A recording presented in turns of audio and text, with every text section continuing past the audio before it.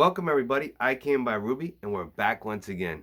Sorry if my voice is a little off and I haven't been filming, I've been really under the weather lately, but can't stay away and we got a topic at hand, so let's get into it.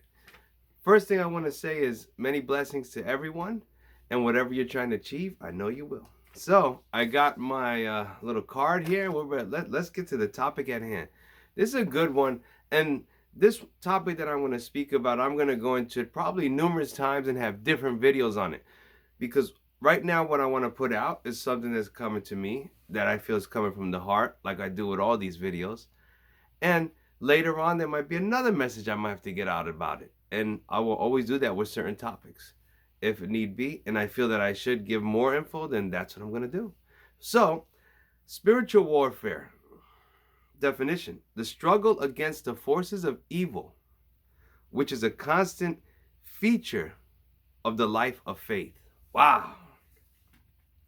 That's a good one, because let's say you are a very religious person, and every time you feel that there's a struggle or chaotic situation, they might say, oh, there's the devil's around, or bad spirits are there, or whatever it may be. It's pretty much true to any culture. If you think about it, if you're telling them or they see you going through a bad luck streak or something like that, there will always be some analogy towards that in whatever faith you actually believe. Is there some legitimacy to that? You know what? Who knows?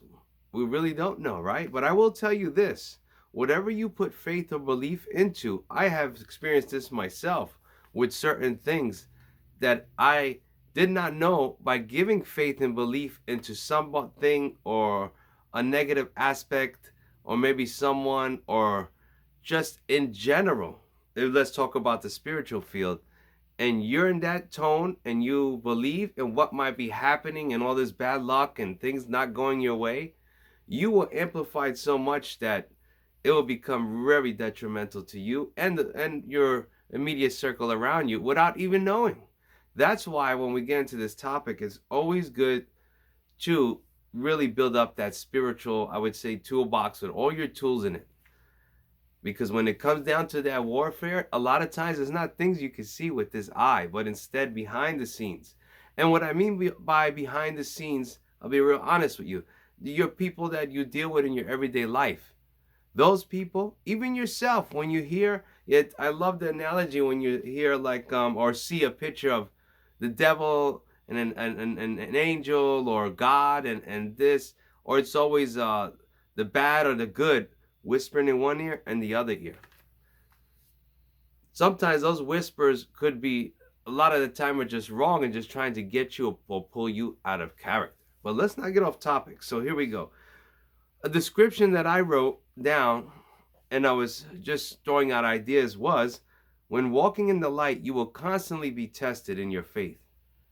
How will you hold up against all these adversaries? Remember this: always, sometimes it's not the person itself, but the spirit contained within the oneself being influenced by outside influences, meaning in the spiritual world, the world which you don't see, but that does exist, such as people, places, or things. Remember, whatever you take in will decide what will be perceived as helpful or detrimental to oneself and being.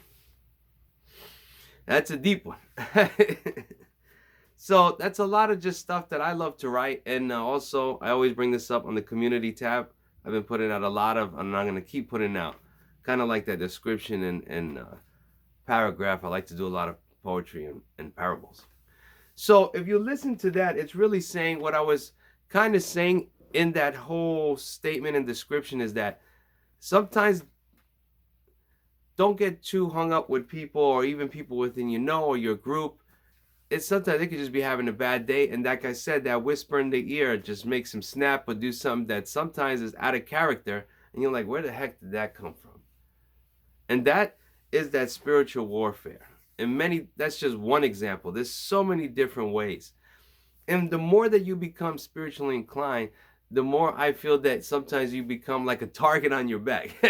Oh, you're walking around and that spiritual world can see you and say, oh, that guy's he's trying to do good. Let's go see if we could bust his chops and pull him out of, or her out of her character. So don't do it. Don't fall for it. It's tough. At the same time, I know you gotta have balance, and also, like I would say, don't let anyone trample over you. Stand your ground. Also, definitely, 100%. So let's see what else we wrote here. Faith, complete trust or confidence in someone or something. The one thing I wrote about this within spiritual warfare, in order to be strong within anything in your life, you have to have that faith within yourself before you can even go out and have faith in others and help them. Because if you don't believe in yourself, how can you tell other people, listen, you got to believe in yourself, you got to do what's right, when you're not setting that example? So you always want to be that example. And that's what I wrote here, most importantly, in oneself. So spiritual warfare, yes, I'm here to tell you it's true. It does exist. And the one thing, you know what? Always be prepared. And the most important thing I guess I would want to give you is that your mind is one of the most powerful tools in which you possess. If you can control your mind through all circumstances, you control a tool that will manifest or control your environment, everything around you. And that would be one of the number one things you want to get a hold of to have the best advantage in that spiritual warfare. That way, when you're getting attacked from any angle or anything's going on, because as a lot of people now want to, how do you say, awaken and get that Kundalini energy open on the third eye or third chakra, it's great. But a lot of things you don't hear about is that you have to be careful, because when you open certain doors, you can't close those doors. And there's a lot of things and heightened senses that comes along with all of this. And just like anything, there's great responsibility that comes along with anything that you want to achieve higher within your life.